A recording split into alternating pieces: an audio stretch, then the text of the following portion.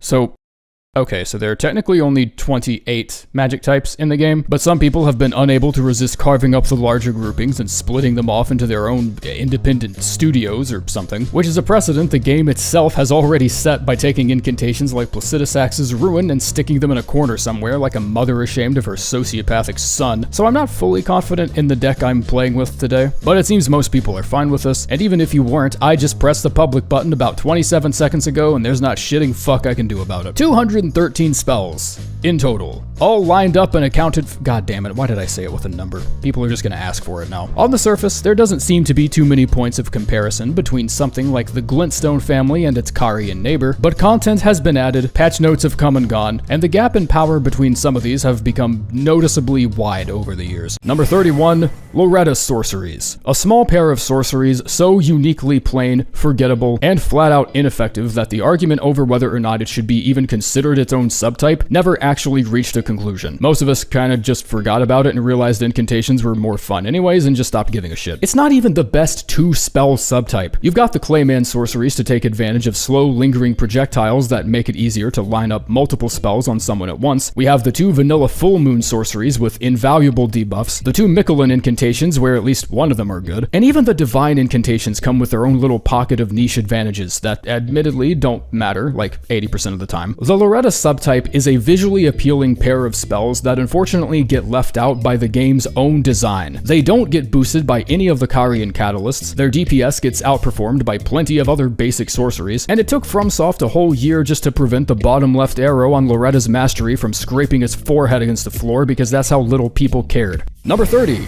the 2 fingers incantations. Work of heresy, your fucking mother. I see you kowtowing to that living peace sign every night before bed. Are you seriously gonna pretend teaching these to me is above your moral code or something? I got 2 fingers for you and this whole subtype of spells right here.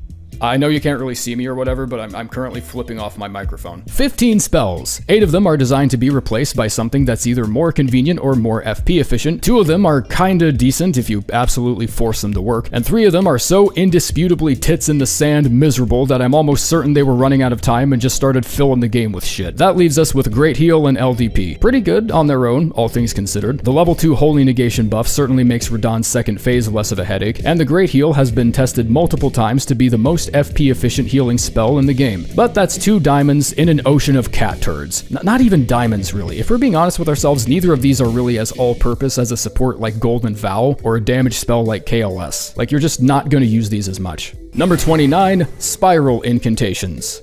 What, you think I rank these too low? Alright, take him into the base game. Go ahead, try to kill something in the Halig tree with it. See how long it takes. The full Spiral discography is only 4 spells long. Spira, Watchful Spirit, and the 2 Arc incantations. And this is not a roster you'd be caught dead drafting into your fantasy league by any means. Take off that Shadow Tree level scaling and those 2 Arc spells start looking pretty unsalvageable. 1.13 just didn't help Watchful Spirit at all. Like, it just didn't. It hits things slightly more often now, but the overall damage is still tremendously lacking to the point where it'll only ever be used to prevent poise regeneration. And I've already got a perfectly full briefcase of throwing knives for that exact purpose. Spira just doesn't fucking care half the time. If you could clinically diagnose an incantation with depression, I think Spira would be first in line. The point at which they would have improved its tracking speed, I think, has just passed. If it's something they wanted fixed, it would have already happened, so I'm pretty sure we're just stuck with what we got. Number 28, Divine Incantations. Welcome, class! I'm Professor Rusty, you can just call me Rusty, and this is Iconography 101. First lesson, here's the Divine Bird Feather Scroll. Go on, zoom in, get deep in there, elbow deep into that fucker's hole. Look at the blank space in the incantation that reveals the scroll behind it. Do you see the spiral logo anywhere? No?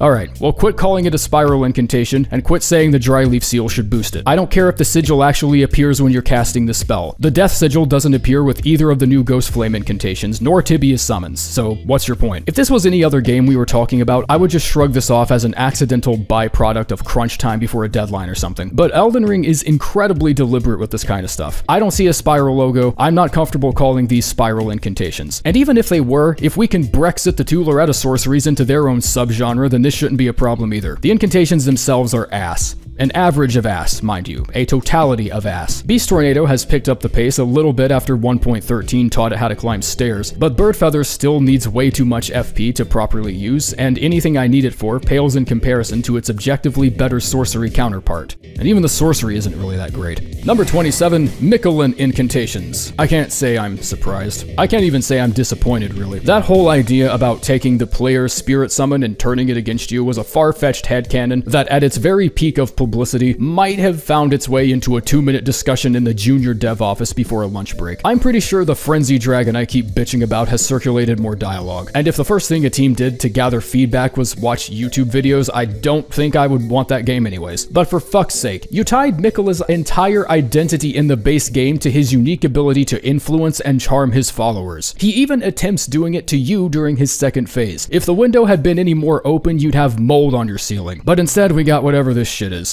And a Sawblade incantation that's admittedly pretty nice. But that still only leaves us with 2 incantations on a spell type that I personally feel had the highest creative potential out of anything in the DLC. Even the Ring incantation isn't like unbeatable. Giant Golden Arc just barely beats its initial damage, and 23 FP cost on a projectile that's this easy for enemies to dodge doesn't exactly have me hopping out of bed like it's Christmas morning to go and use it. Number 26, Clayman Sorceries. One shoots bubble, the other shoots bubble. Z. Plural. These particular sorceries already felt way more vague and esoteric than any other sorcery class handed to us in the base game, but the Moon subtype got its hands on a third spell, Gravity and Death both got some attention, and even the Thorn spell somehow didn't get glossed over. This all leaves the 2 Clayman sorceries feeling the most obscure they've ever felt. They can be pretty good for lining up wombo combos if you're good at playing in a way that has enemies walking into them, but that doesn't change the fact that these 2 spells are functionally the exact same, have very inconvenient stat benchmarks despite finding them so early, and can't even manage to outperform their distant bubble-blowing relatives in Lanedell. Trina and Godwin don't even have their own dedicated magic subtypes, so why the fuck are these living party city decorations so goddamn important? What even is a Clayman anyways? Don't answer that. Don't. I won't care. I will not listen to whatever answer you give me. I do not give a shit. Number 25, Placidusax's... It's just... 1. It's literally 1 incantation. Where the fuck do I even put this? Well, I guess solely by principle, I'm putting him at least near the bottom half somewhere, because an incantation that involves a dragon head and breathing fire, thinking it's too good to be put in the same subtype with the rest of his classmates, just rubs me the wrong way. Placidusax's ruin is that one motherfucker who constantly takes pride in their independence and that they don't fit in anywhere, when they're actually just a tremendously attention-starved turbo penis with no one who values their friendship enough to call them out. Having a high faith requirement in an ocean of deck-scaling dragon cult weapons means your god hated you during your very creation. It receives no boosting items since it's technically not a dragon communion spell. The Gravelstone seal does nothing to its lightning damage. Rockheart doesn't do shit. And if the initial burst of lightning doesn't hit anything, then you've just freed up 8 full seconds to find a will executor for your soon-to-be dead as fuck ass. There's just no strategy that comes with this incantation. It flies against every methodical nature. Drink a leaden tear, throw up some glint blades with the Great Beyond staff for some cover, take as many precautions as you can, and just fire it up and hope you survive till the end of it. Number 24, Full Moon Sorceries. The debuffs are useful, occasionally, if your extremely niche Frostbite build allows them to be. Okay, that wraps up the positives. Nope, I forgot you could clear ground attacks with the first 2 in the base game. Okay, now I'm done with the positives. Whether or not the sorceries themselves are worth it isn't even the right question to ask in most circumstances. What you should actually be asking is, can I be patient enough to put every other player stat in the backseat to fast track my way to this spell? And is the debuff a better alternative to Terra Magica's 22.5% magic damage increase I can get with a fraction of the legwork? This is a pop quiz, by the way. There are correct answers to both of these questions. The 2 vanilla sorceries admittedly give you a pretty great debuff utility that stacks with Terra Magica anyways, but only in specific in-game to New Game Plus situations when it has an entire pure caster build sitting on top of it. And Rolana's Twin Moon sorcery comes without any of those specific benefits you find on the other 2 that made them good in the first place, such as the magic debuff and elevating your hitbox to dodge attacks. Number 23, Death Sorceries. And on the 8th day, God said, let every death sorcery suffer from one problem that's just major enough for them to be less preferable versus other sorcery options. And so it was. And so it's been since the very beginning. Both Rancor sorceries have horrible failure to launch scaling that doesn't give them good performance until your intelligence is at a late game level. Explosive Ghost Flame demands an astoundingly high stat investment only for it to lose to Zaymor Ice Storm in just about every way except visuals. Tibia's Summon still has tracking issues it was just never able to figure out. Fia's Mist can dive under a falling bulldozer. Mass can't decide if it wants to be Cannon of Hema or a delayed AoE and ends up being a mediocre version of both. And Spectral Rings only seems to work alongside other equally favorable, albeit even more spammable Frostbite spells like Moonblade and Vortex. If you choose one, you have to choose them all. And even if that's more than the sum of their parts, that still just never felt good enough. Number 22, Thorn Sorceries. Yes, I did predict the downfall of Impenetrable Thorns. No, I shouldn't get points for that, nor should anyone else, because that's like predicting the end of a movie you've seen every weekend since it was in theaters. I would be less confident in my predictions on Ubisoft stock. Whoa, what did they do to Impenetrable Thorns? That's like an 80% damage decrease. Look how they massacred my boy. It must be wonderful living life as a person this dense. Your brain just dumps everything you learned when you go to sleep and you wake up and every day is like a whole new adventure again. Fuck. Mantle of Thorns can obviously shove it, but it's honestly not like the other three are completely incompetent. They still fulfill a very specific sorcery niche that can be sort of fun to play around with, even if loading out with Impenetrable Thorns just makes you look like you took a break from the game for 5 months and missed all the patches. Number 21, Blood Oath Incantations. You guys are gonna think I'm off my goddamn nuts, but take Blood Flame Talons and just leave the rest alone. Yes, the one incantation I once ranked 85th out of the 101 base incantations. Truthfully, it's come a long way. Talons has left the rest of its Blood Oath family to such a noticeable extent that its disappearance could legally be considered missing. Swarm of Flies got a nice dose of pest control all the way back in 1.04, Blood Boon and Blood Flame Blade have always been decent at best, and Furious Blade being a post-game incantation, as in further back than Light of Mikola, is so headachingly uninspired and inferior to everything else that it can only be saved by chaining it with melee sorceries using the Staff of Great Beyond. The incantation subtype has never had its own boosting item, and they had the opportunity with Ansbach's attire, but decided it should only boost skills instead, the one division of Blood Oath abilities that indisputably needed it the least. Number 20,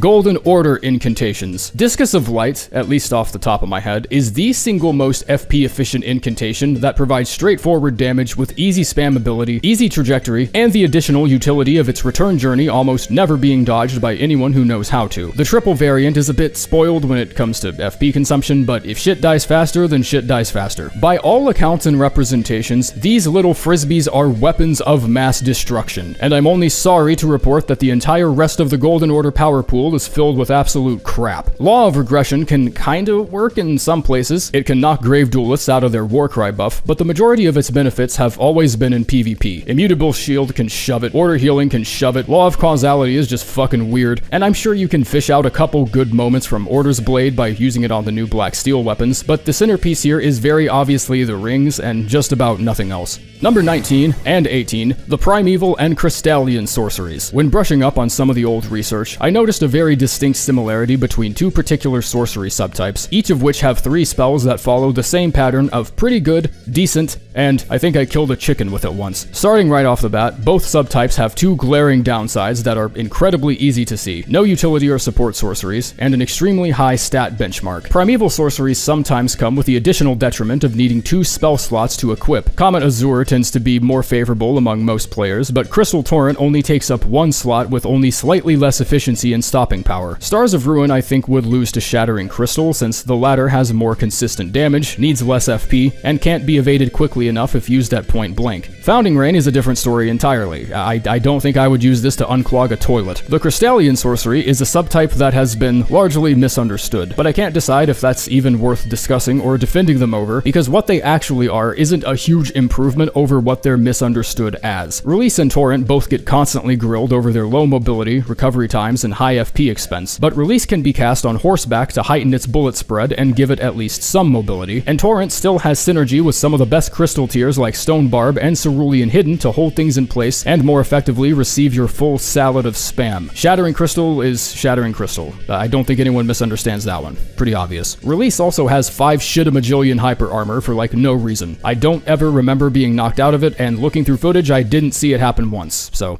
that's another plus. Number 17, Bestial Incantations. So, So is Rugale a part of this group or not? It's listed as a bestial incantation in multiple different sources. It gets grouped with the bestial incantations in the menu, and it even shares the same low faith benchmark characteristic commonly seen on other bestial incantations, despite being found in the post-game. But it doesn't get boosted by either the Cinquedea or the Clawmark seal, states in its description that it's more akin to the divine invocation of the Hornsent, and on the Pelt of Ralva, the word incantation is pluralized, leading me to somewhat believe there's an entire spectrum of unique Bear Communion bullshit that just never made it into the game to begin with. So my only logical conclusion is that someone on the team wrote the lore, realized it fit in with nothing else, but still thought it looked way too cool to not include somewhere. Aside from that, pick up Stone of Garank, pick up Bestial Constitution, and just keep on driving and don't look back. Sling just isn't worth it anymore. Both Claw incantations never have been, I'm pretty sure, and the regen from Bestial Vitality doesn't even scale with Faith like all the other regen spells do.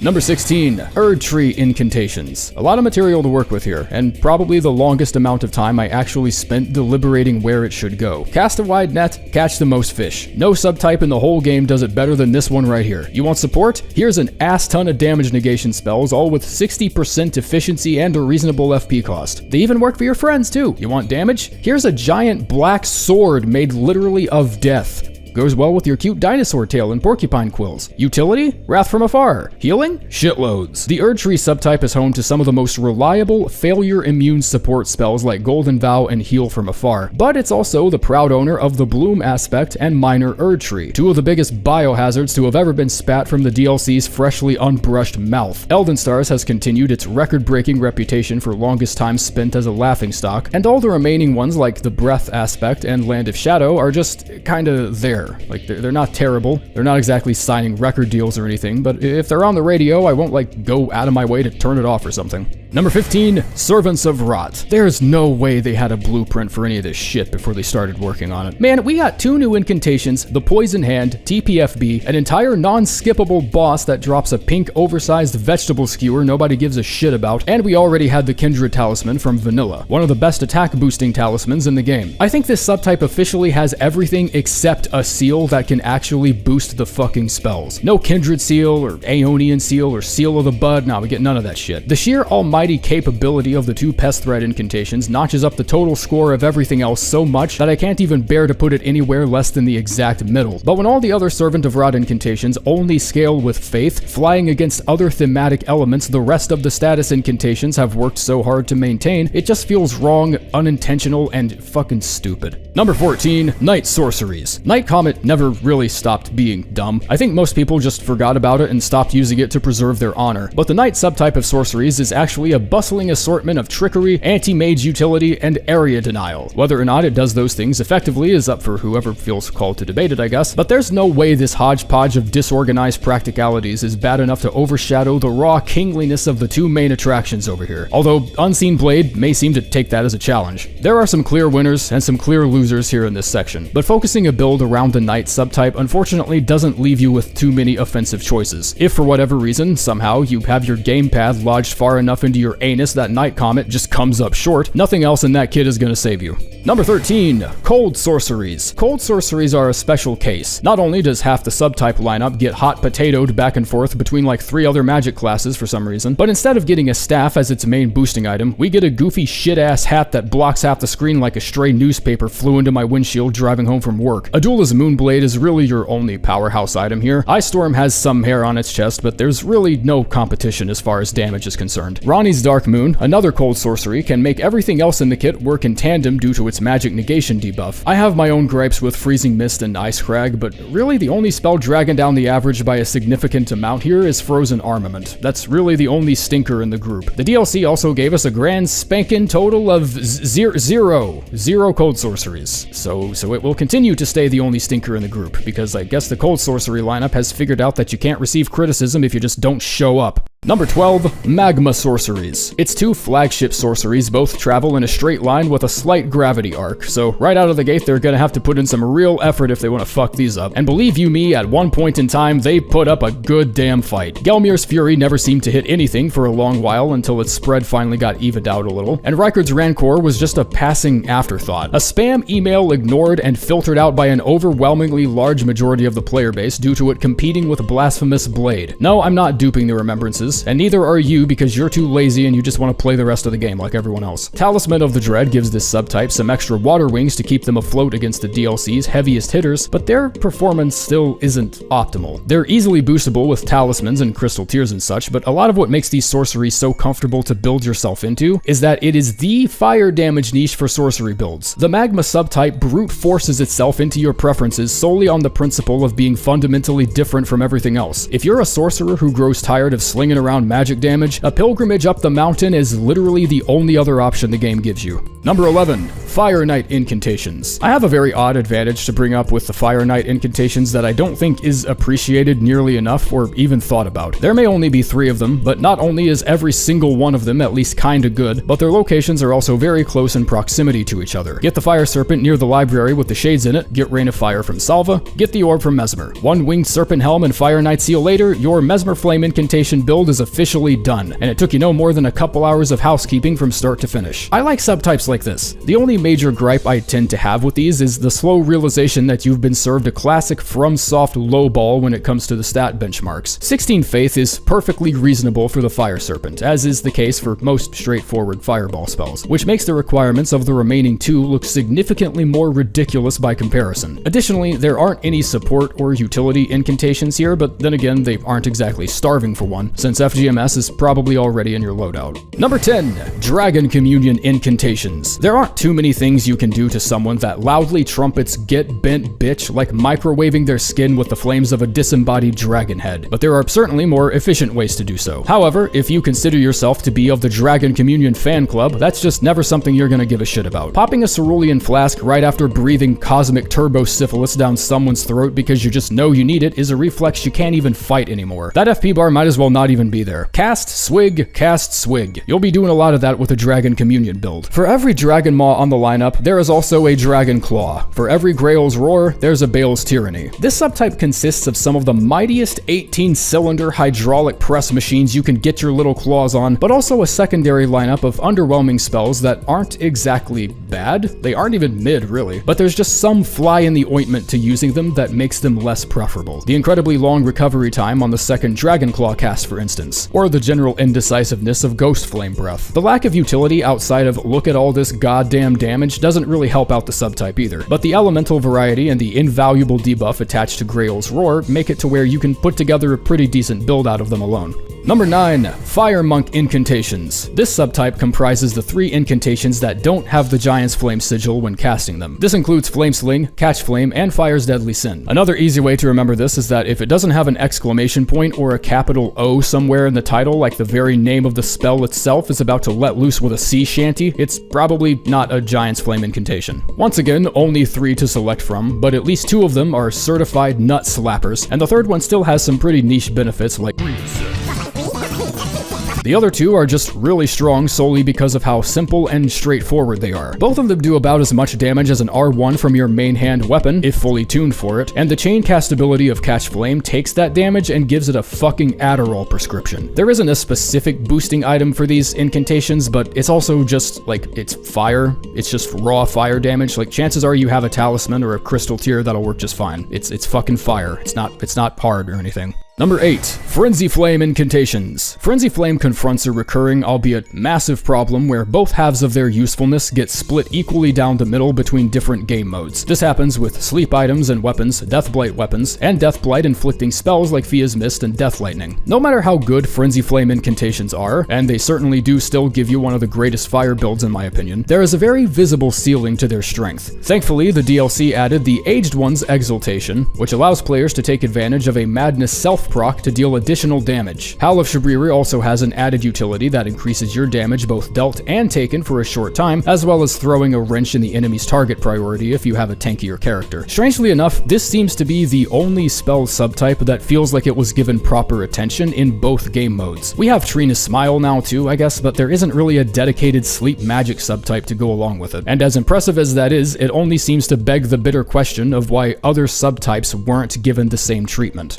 Number 7. 7. Fire Giant Incantations. When looking at the vast expanse of builds and strategies you can employ just with this single subtype, the atrocity of Flame of the Fell God and Surge o' Flame almost become blurry memories. The Fire Giant Incantations are a net positive by a tremendously wide margin. Burn o' Flame and Flamefall upon them are still two of my favorite fire incantations across the board, dealing consistently high damage in a wide variety of situations. Flame Cleanse Me and FGMS are such fundamentally necessary tools for any build that you honestly kinda deserve the weird looks you receive if you don't use them or say you don't get the hype around them. And Flame Protect Me is one of the best defensive incantations you can use to steel yourself against some of the most imposing endgame and post-game threats. Even the ones that are bad are still kinda okay when used with a specific intent. Flame of the Fell God isn't terrible when it comes to harassing enemy NPCs, and I'm sure people have had plenty of fun with it in duels too. The only glaring issue here lies not with the spells themselves, but with their preferred catalyst. Of all 12 sacred seals in the game, the Giant Seal stays consistently in the middle in terms of power scaling, no matter what your faith is, all but necessitating that it be power stanced with a better seal to maximize damage. Number 6, Godslayer Incantations. I know a lot of people probably expected these to be at the top, or at least hanging out near the top position, and they're still pretty great. That Black Flame debuff is still really mean against just about everything it needs to be, but I'm going to prove to you why these incantations may not be as all-purpose as you think, especially when it comes to DLC content. Yep, we're heading into the parameters again. Going into NPC param and scrolling all the way down gives you a unique enemy parameter called HP burn damage rate. You'll also see that just about all DLC bosses I could find, even those considered optional, have this modifier set to 50 instead of the usual 100. And the DLC's biggest 3 threats, Bale, Mesmer, and Radon, have it lowered even further to 35. Now, most of you have already made the connection to what this parameter does and why it's important given the context of what we're talking about, but I'm going to show it to you anyways just so we can verify it. It's not exactly a straight 50% damage cut because I'm assuming the initial impact of the fireball isn't affected, but that's still like, Jesus, that's a lot of damage per fireball you're missing out on. I feel like a common counter to this would be that the DLC is not only an optional part of the game, but also a small fraction of it. But that doesn't make sense to me because the Black Flame debuff gets better against enemies with higher max HP. Yes, it's a small part of the game, but it's also post-game, the one part of the game where Black Flame incantations would ideally perform best. I don't know, this paragraph doesn't need to be this long. I'm not writing an academic journal on why scouring Black Flame fucked my mom or something. I'm just pointing this out in case there's someone who thought they were crazy for thinking Black Flame suddenly got significantly weaker in the DLC. You're not crazy, and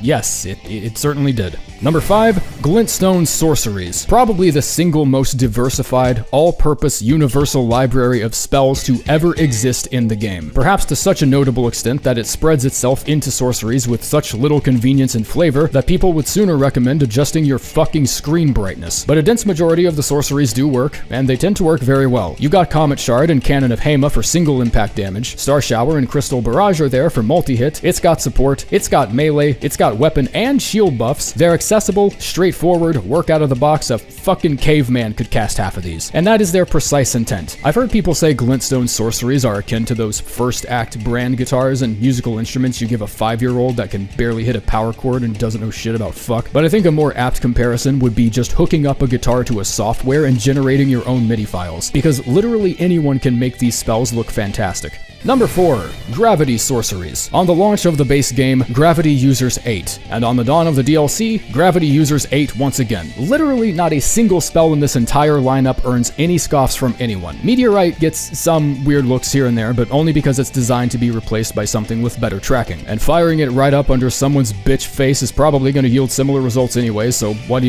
does it even matter? The subtype's preferred catalyst comes with a 30% boost to Gravity Sorceries. Every spell outside the 2 Meteorite spells are incredibly FP efficient for how hard they can hit, and the lack of potential utility and support sorceries is almost completely overshadowed by every spell on its roster just being really good at what it does. Gravity sorceries also come with their own innate utility that involves CCing targets to line them up for big damage, which does a sort of okay job at cushioning the absence of utility-based spells. Honestly, the only major criticism from the average player is why didn't we get Radon's this or Gaius's that? And when the largest gripe people have with a spell spell group is why can't the ceiling be even higher? I think that's one of the strongest tells that you've made something pretty brilliant. Number 3, finger sorceries. This is the most impressed I've ever been with this amount of spells. Miyazaki's team was cooking up a full-flavored 21-ounce USDA Prime T-Bone with this sorcery class. They're all just incredible. A damn near perfect combination of damage, poise break, and utility crammed into just 4 sorceries, and not a single stinker on the roster to throw off the average. You can deal damage with the nail, shatter ankles with the nails, you can wombo combo with the delay on fleeting microcosm, and you can even deflect shit with cherishing fingers, with the hitbox that might even be a little too forgiving. Just on their own, they're already more than strong enough to carry a sorcery build by themselves, but when they're fighting as a team, they become the fucking Fantastic Four of sorceries. Like somebody just whips out polymerization and transforms them into an entirely different unit.